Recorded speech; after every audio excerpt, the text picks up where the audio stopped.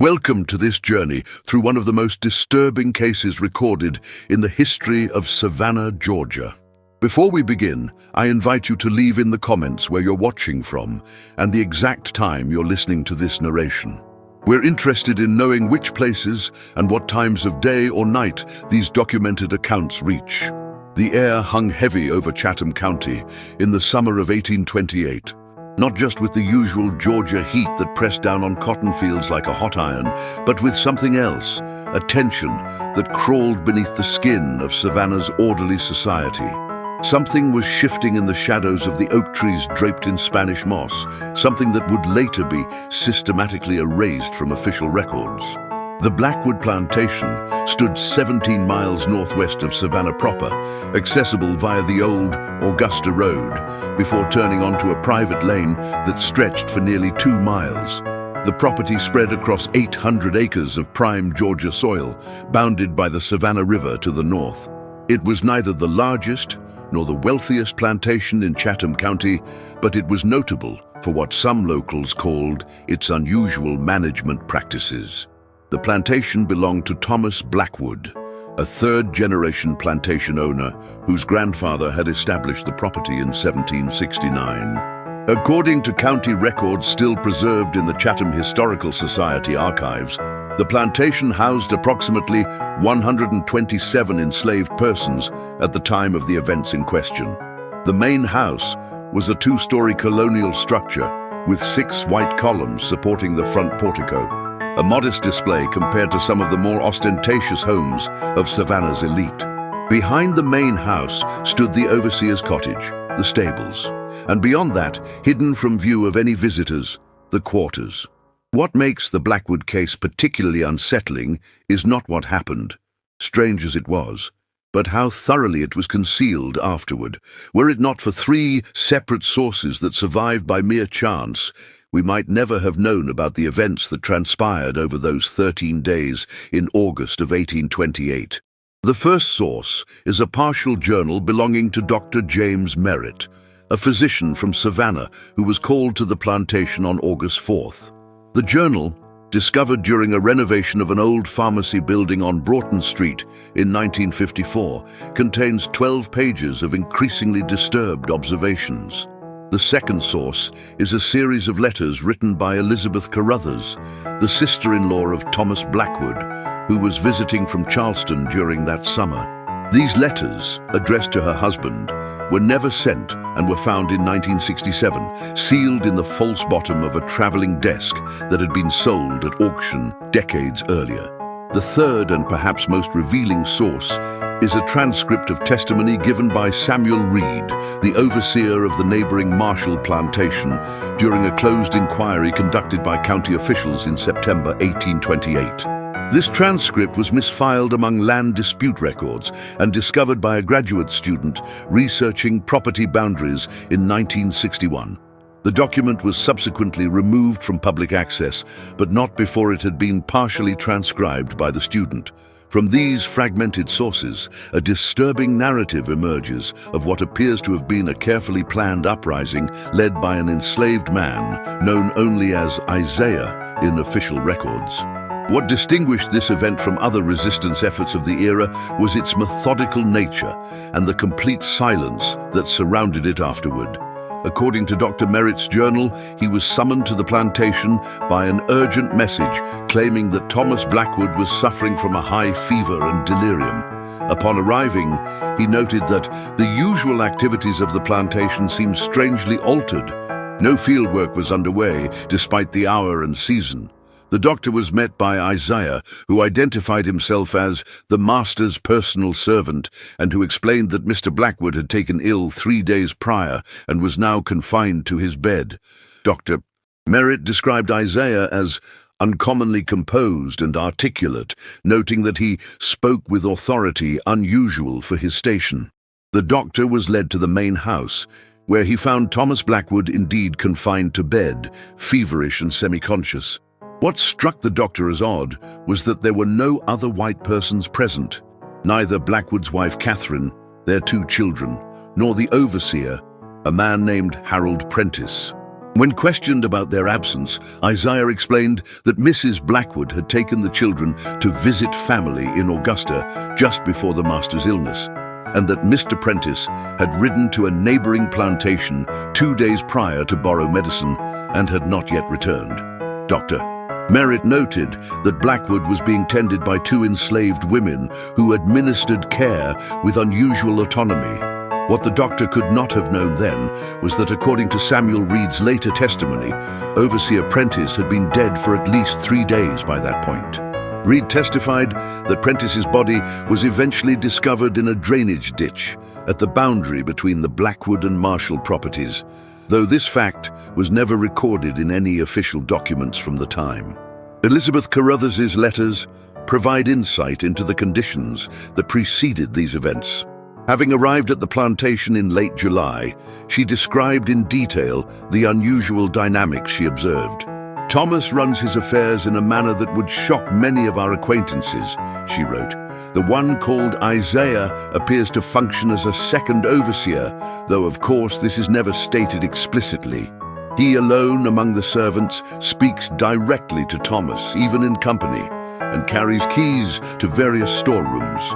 Catherine seems unsettled by the arrangement, but offers no objection I can discern." In another letter, Elizabeth noted, "There is something in the air here that distresses me deeply. The house feels watched from within.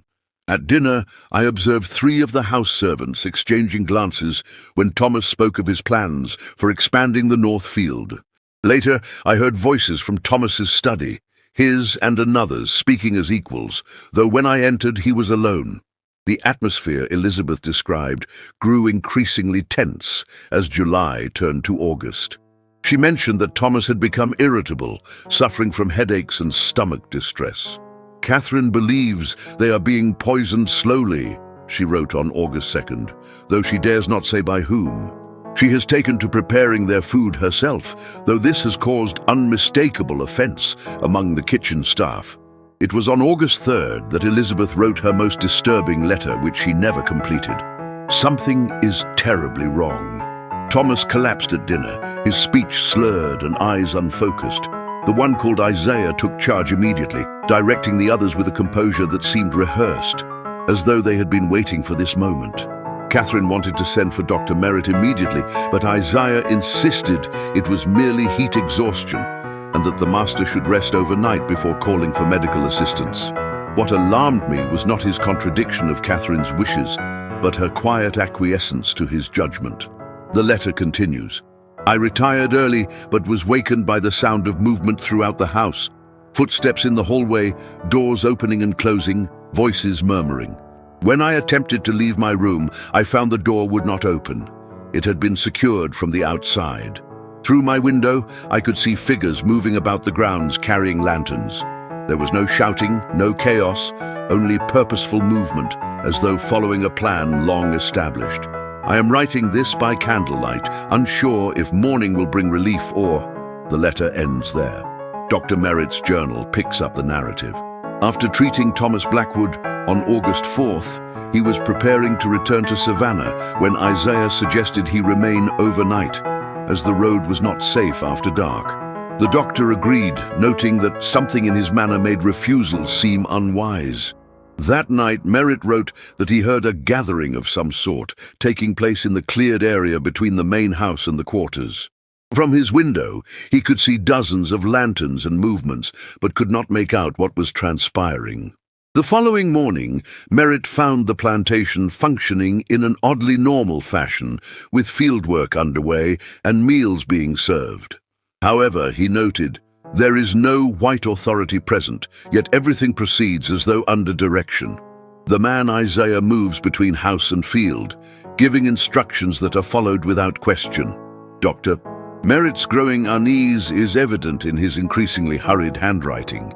He attempted to depart that day, but discovered that his horse had been moved to a distant pasture.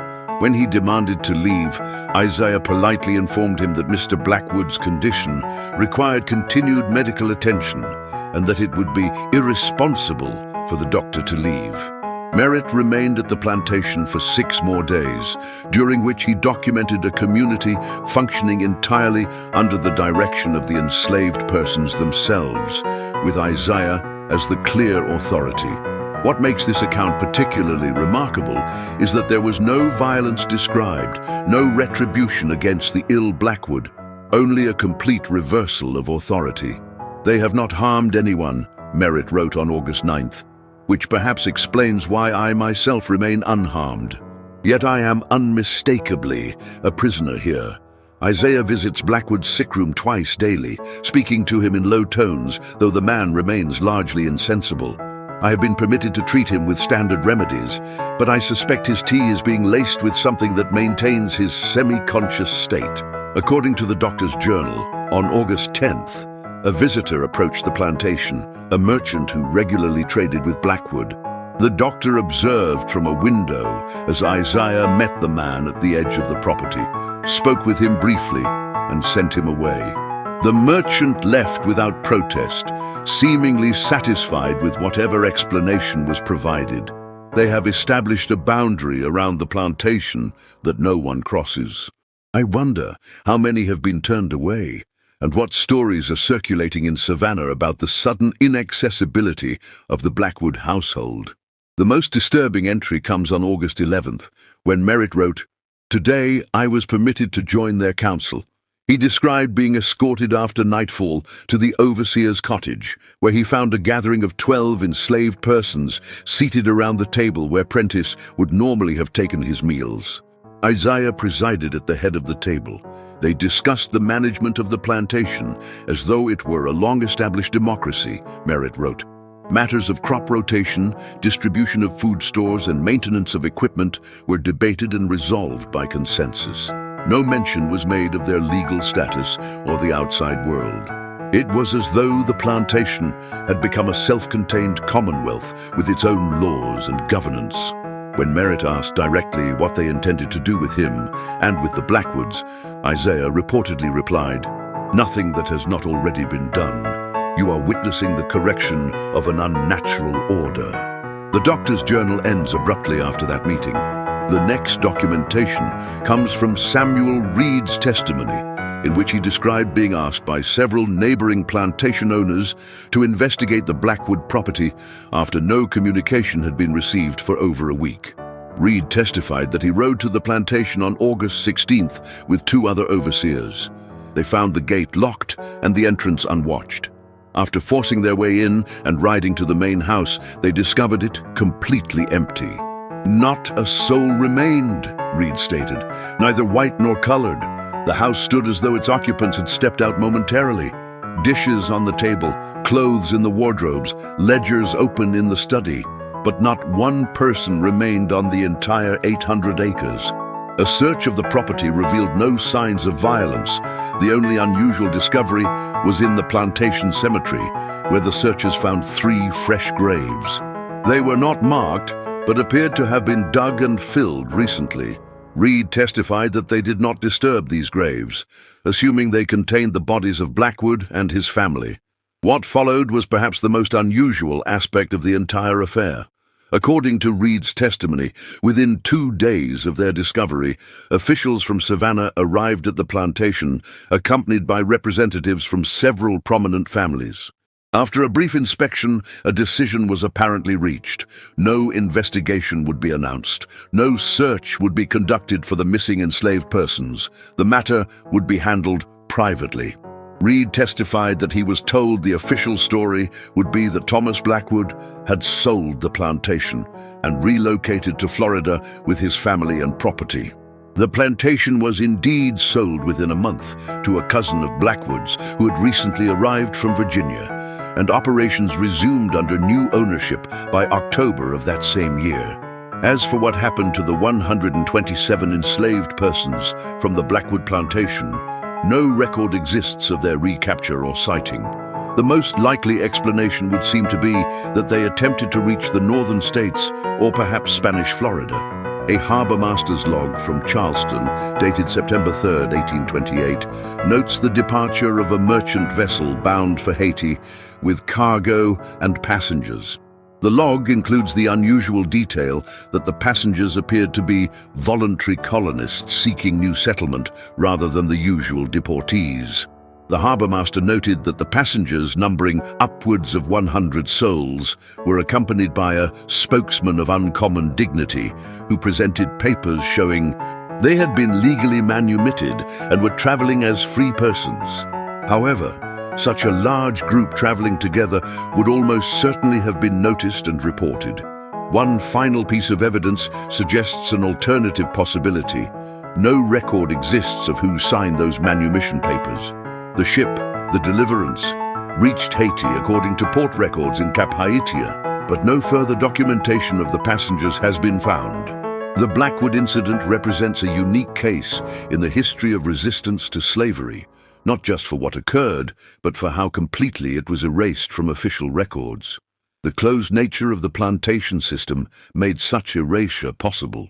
With no survivors willing to speak and powerful interests motivated to maintain silence, the events at the Blackwood plantation became little more than whispers. In 1968, an archaeological survey was conducted at the former plantation site as part of a development project. Workers uncovered the remains of the overseer's cottage foundation, which showed signs of having been burned at some point after the original structure was abandoned. Beneath the floorboards of what would have been the main room, they discovered a small metal box containing a handwritten document. The document, now preserved in the Georgia Historical Society archives, appears to be a constitution of sorts, setting forth principles for self-governance. It begins, "We hold as self-evident the dignity of all persons created by God, and establish herein a covenant of mutual protection and responsibility." The document is signed simply, "The Free Community of Blackwood," followed by rows of marks and initials, 127 in total. Perhaps most unsettling of all is the discovery made during the examination of Thomas Blackwood's business records, which were preserved by the family that subsequently purchased the plantation. According to ledger entries from 1827, Blackwood had taken out substantial loans using his land and property as collateral. He was deeply in debt by early 1828 and, based on correspondence with his creditors, was likely facing imminent financial ruin. This raises the disturbing possibility that the events at the Blackwood plantation may have been more complex than a simple uprising. Some historians have suggested that what occurred might have been a negotiated arrangement. Blackwood's silence and cooperation in exchange for his life, while those formerly enslaved by him executed an escape plan that had perhaps been years in the making. We will never know the full truth of what transpired during those 13 days in August. The graves discovered on the property were eventually excavated during the 1960s development project, but were found to contain only personal items, clothing, books, and small possessions, rather than human remains. A symbolic burial, perhaps, of lives left behind. The Blackwood plantation house itself stood vacant for many years before burning to the ground in 1912. Local legend claims that no one would live there because voices could be heard in the empty rooms at night. Not cries of anguish, but the measured tones of people in quiet conversation, planning something just beyond the listener's understanding. Today, a suburban development covers most of the former plantation land. Residents occasionally report finding unusual items when digging in their gardens. Fragments of handmade pottery with intricate patterns, iron tools modified from their original purpose, small carved wooden figures. Each object a whisper from the past, a fragment of a story systematically erased but never completely silenced. Some say that on August nights, when the air hangs heavy with humidity and the cicadas fall suddenly quiet, you can hear footsteps moving with purpose across land that once knew bondage, then briefly, freedom. What became of Isaiah and the others who left on the Deliverance? There is a small community in northern Haiti where the residents speak an unusual dialect that combines Gula, French, and Haitian Creole. They maintain traditions unlike those of their neighbors, and the eldest among them tells stories of ancestors who reversed the order of things and carried their freedom across the water. Perhaps that is where the true ending lies. not in records deliberately obscured, not in graves symbolically filled, but in stories passed down through generations, preserving the memory of 13 days when those deemed property became the authors of their own constitution. Or perhaps the most disturbing aspect of the Blackwood case is how easily it was erased, how a complete reversal of the established order could be made to disappear from history with the right connections and the right story. It raises the question of how many other such incidents may have occurred, only to be systematically removed from our collective memory, leaving behind nothing but fragments and whispers that something once happened that was not supposed to be possible.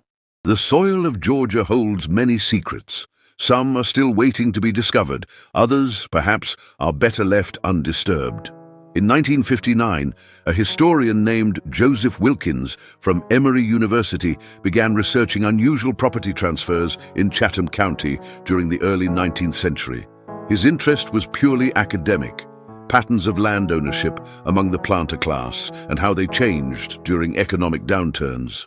He had no intention of uncovering anything related to the Blackwood plantation, yet in the county archives, Wilkins discovered a curious pattern.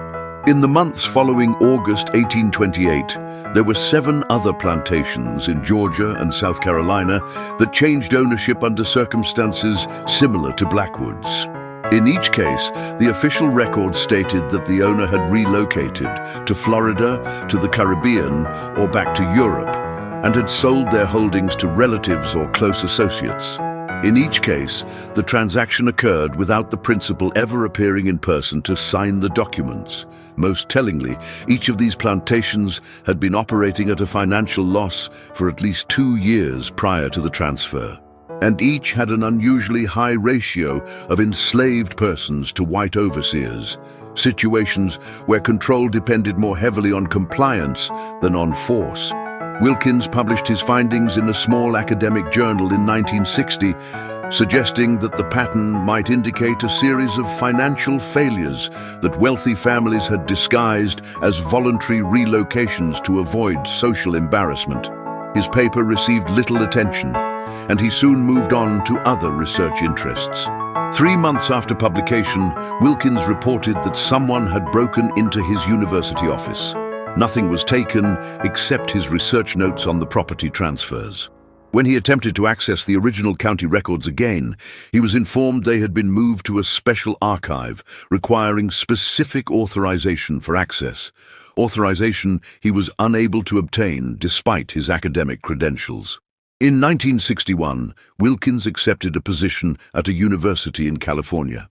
According to colleagues, he never returned to his research on Georgia plantations. His academic focus shifted entirely to 20th century economic history, and he never again published on the antebellum period. When contacted by later researchers interested in his findings, he reportedly declined to discuss the matter, saying only that some corners of history are better left unexplored. What Wilkins may have unknowingly documented was evidence not of isolated incidents, but of a network, a system of communication and coordination among enslaved communities that operated beneath the surface of the plantation system. The Blackwood case might not have been unique, but rather one successful example of a resistance strategy employed elsewhere with varying degrees of success. Dr. Merritt's journal, though ending abruptly on August 11th, contains one final entry that was originally overlooked because it was written in the back cover of the journal rather than in sequence with the other entries. Dated simply later, it reads, "Isaiah spoke to me privately after the council meeting. He knows I have been keeping this account. Rather than demand I surrender it, he asked that I preserve it accurately, but keep it hidden until the proper time. When I asked when that might be, he said, when enough of the others have succeeded." I do not know what he meant by this, but the implication of coordinated actions elsewhere is troubling. He then told me something I find difficult to comprehend, that Blackwood himself had been part of the arrangement from the beginning. This final entry suggests a level of complexity to the events that goes beyond a simple narrative of uprising. If Merritt's account is accurate, it raises the possibility that Thomas Blackwood, facing financial ruin, might have entered into some form of agreement with Isaiah, perhaps the only bargain available to preserve his life and possibly secure some portion of his assets. Further evidence supporting this theory emerged in 1966, when a descendant of Thomas Blackwood, living in Brazil, contacted the Georgia Historical Society. The descendant possessed family letters indicating that Thomas, Catherine, and their children had indeed survived the events of 1828 and had relocated first to Haiti and later to Brazil, where they lived under a different name. According to these letters, the family had maintained sporadic contact with relatives in the United States, but had never returned. The letters made no explicit mention of the circumstances surrounding their departure from Georgia. However, one passage is suggestive. Our new circumstances, though reduced from our former station, provide a freedom from certain moral burdens that weighed heavily upon Father's conscience in the former life. He often remarks that our true liberation occurred simultaneously with those for whom he once bore responsibility. If authentic, these letters suggest an arrangement even more extraordinary than a successful uprising, a mutual liberation, negotiated rather than seized, that freed both the enslaved and the enslaver from an institution that degraded all who participated in it. In the Haitian community mentioned earlier, local tradition holds that their settlement was founded by a mixed group of freed persons and a white family who arrived together and established a new social order based on equality. The settlement's oldest building, a stone meeting house dating to the 1830s, bears an inscription above its door that reads in Creole, "Here all persons stand equal before God and each other." Perhaps most intriguing is a record discovered in a Cap Haitian notary's office in 1969. It documents the purchase of land by a community trust, represented by a man identified as Isaiah Freeman and co-signed by Thomas Black. The land described corresponds to the location of the settlement. The document is dated November 1828, just 3 months after the events at the Blackwood plantation. What are we to make of this fragmentary evidence? The historical record remains deliberately obscured, with powerful interests of the time ensuring that whatever occurred at the Blackwood plantation would not serve as an example to others. Yet the traces that remain suggest something more complex than the typical narrative of resistance and retribution. Isaiah, whose full name we may never know, appears to have orchestrated not just an uprising, but a complete reimagining of the possible. Rather than seeking vengeance against his oppressors, he seems to have offered them a choice: face ruin alone, or join in creating a new reality where all might live with dignity. This is perhaps why the story was so thoroughly suppressed. An uprising could be explained away as the actions of the desperate or the violent. It could be used to justify even harsher systems of control. But a successful negotiation between the enslaved and their enslaver, one that resulted in mutual benefit and a new community based on equality, represented a far greater threat to the institution of slavery. It suggested an alternative path, a possibility that the system was not inevitable but chosen, and that it could be unchosen. In 1860, a minister in Boston recorded in his diary a meeting with an elderly gentleman, originally from Haiti, but now residing in Canada, who shared with me an extraordinary account of his early life. The minister wrote that his visitor claimed to have been born enslaved in Georgia, but had departed that state under unusual circumstances, as part of a community that had, through means he would not specify, secured their freedom collectively. The minister noted, "What struck me most about the gentleman's account was not the fact of his escape, remarkable though it was, but his insistence that their liberation had involved no bloodshed. We found another way," he told me. When I pressed him on what this meant, he said only, "We appealed not to our master's fear, but to his ruin, and offered him the choice between destruction alone or salvation together." Could this elderly gentleman have been Isaiah himself, or one of those who left with him?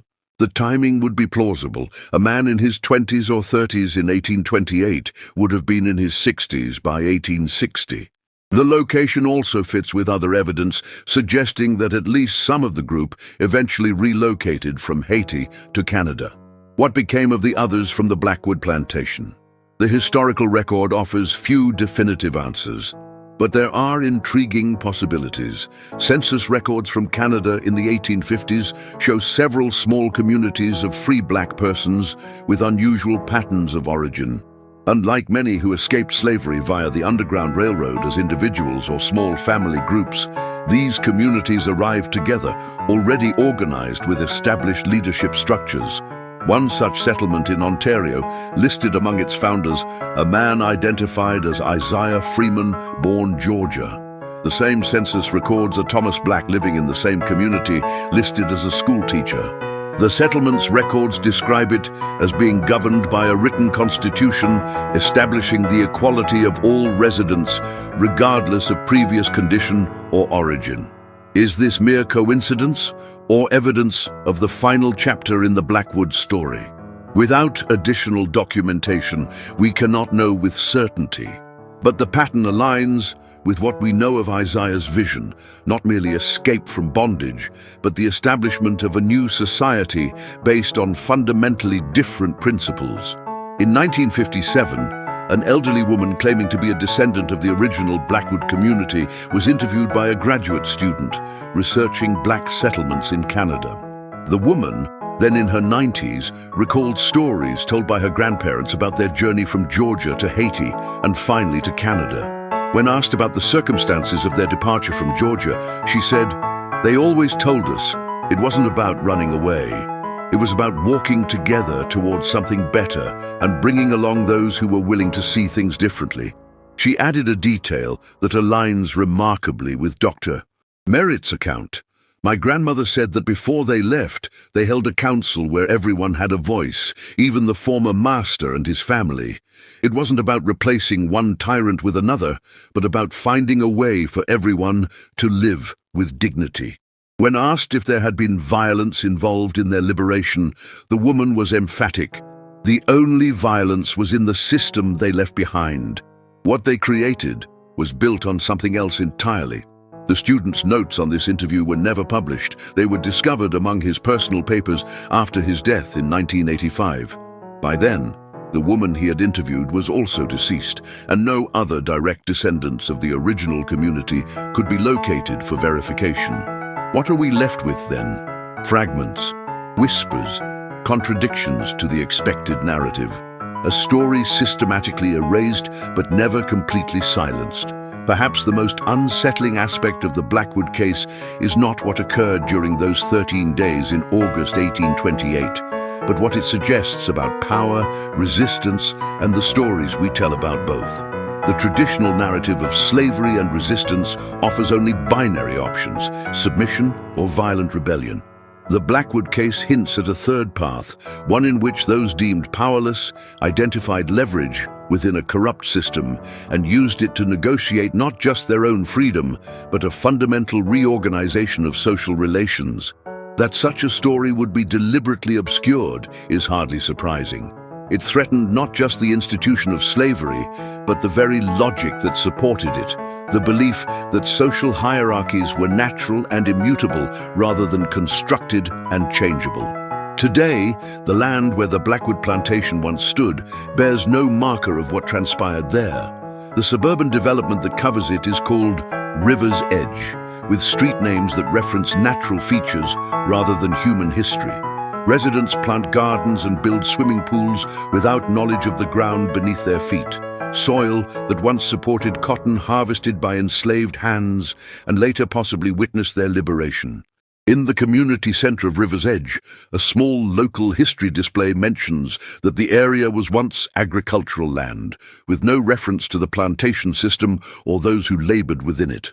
The erasure continues, generation after generation, as though by unspoken agreement, yet the story persists in fragments.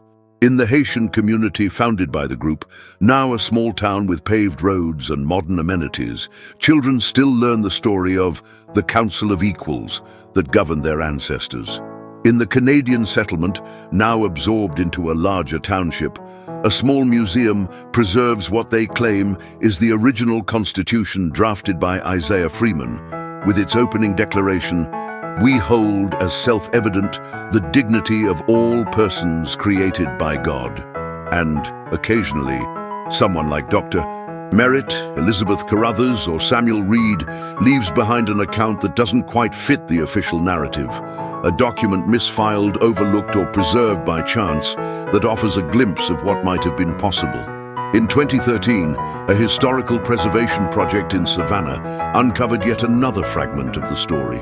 During the renovation of one of the city's oldest churches, workers discovered a small metal container sealed within a wall cavity. Inside was a letter dated January 1829, written by a person identifying himself only as a witness to the covenant. The letter describes a meeting held on a ship called the Deliverance before its departure from Charleston. They gathered all who would journey with them, the letter states, and asked each to affirm the principles by which they would live in their new home. Not as master and slave, not even as former master and former slave, but as persons of equal worth, united in common purpose. Some could not accept this and chose to remain behind. Others, whom one might not have expected to embrace such radical notions, stepped forward to join the company. I was moved beyond words to see former enemies clasp hands as they prepared to depart the shores of their former life. The letter concludes, "I do not know if their experiment will succeed. The weight of history and the prejudices of mankind stand against them, but I have witnessed something I had thought impossible, a glimpse of what might be if we could but see each other as fully human. I leave this testament sealed away, knowing it cannot be shared in the present climate. Perhaps in some future time, when men's hearts are more prepared to receive it, this account will find understanding ears. That future time has perhaps not yet fully arrived. Even now, the full implications of what may have occurred at the Blackwood plantation remain difficult to integrate into our understanding of American history. It is easier to believe in binary oppositions, master and slave, oppressor and oppressed, power and powerlessness, than to grapple with the complex negotiations and moral ambiguities that the fragmentary evidence suggests. What seems clear is that for 13 days in August 1828, something extraordinary occurred on 800 acres of Georgia soil. Whether through uprising, negotiation, or some combination of both, a community of people redefined their relationships to each other and imagined a different possible future. That they apparently succeeded in bringing at least some version of that future into being, despite the overwhelming odds against them, stands as a testament to what human beings can accomplish when they refuse to accept that the existing order of things is the only possible reality. The Blackwood plantation is gone now, its buildings returned to the earth, its fields covered with suburban homes. The people who lived through those 13 days have been dust for generations. But perhaps something of their vision remains, not just in the fragments of evidence they left behind, but in the very possibility they demonstrated. The possibility that even within systems designed to deny human dignity and agency, those deemed powerless can sometimes find ways to rewrite the story. And perhaps that is why the Blackwood case continues to unsettle. It reminds us that history is not a straight line, but a contested space, full of paths not taken and possibilities not realized. It suggests that power is never absolute, and that resistance takes forms we might not recognize or understand. Most disturbingly, it raises the question of how many other such stories have been systematically erased from our collective memory. How many moments of possibility that never became part of the narrative we tell ourselves about who we were and who we might become. The old oak trees that once stood witness to the events at the Blackwood plantation have mostly been cut down to make way for development. But a few remain on the edges of the property, their massive trunks and spreading branches far older than any human structure around them. They stood there in August 1828. They absorbed into their wood the sounds of that unprecedented council meeting. They witnessed whatever truly transpired in those 13 days.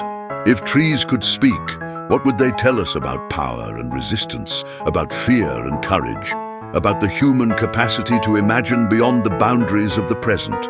What would they say about Isaiah and Thomas, about Dr. Merritt and Elizabeth Carruthers, about all those whose names we will never know, but who participated in that brief experiment in radical equality? Perhaps they would tell us simply this, that for 13 days, a different world existed on that Georgia plantation. A world that was not supposed to be possible. A world systematically erased from official records, but never completely forgotten. A world that continues to whisper to us across the centuries, reminding us that what is need not always be, and what has never been might still come to pass. The land remembers, even when human records are destroyed or hidden. The land holds the imprint of every footstep, every tear, every moment of courage or cowardice that transpired upon it. And sometimes, if we listen closely enough, it still speaks. In 2014, a homeowner in the River's Edge development reported an unusual discovery while digging a new garden bed in their backyard. Approximately 2 feet below the surface, they uncovered a small wooden box containing a single item, a handmade key, crafted from what appeared to be melted-down iron tools. Metallurgical analysis dated the key to the early 19th century. Accompanying the key was a small piece of paper bearing a single sentence written in faded ink. To unlock what has always been possible. The key now sits in a small display case in the Savannah History Museum, catalogued simply as Artifact Unknown Origin, c. 1820-1830. Few visitors give it a second glance as they move on to more dramatic displays. But occasionally, someone will pause before it, reading the cryptic message, perhaps wondering what door this key was meant to open, what possibilities it might have unlocked. And so the story of the Blackwood plantation remains, not fully told, not fully understood, but persistent in its refusal to be completely erased. A whisper that becomes audible in the silence between the official narratives. A question that continues to unsettle our certainties about power, resistance, and the roads not taken in our collective past. For those with ears to hear, it asks us still, what doors might we unlock? What has always been possible?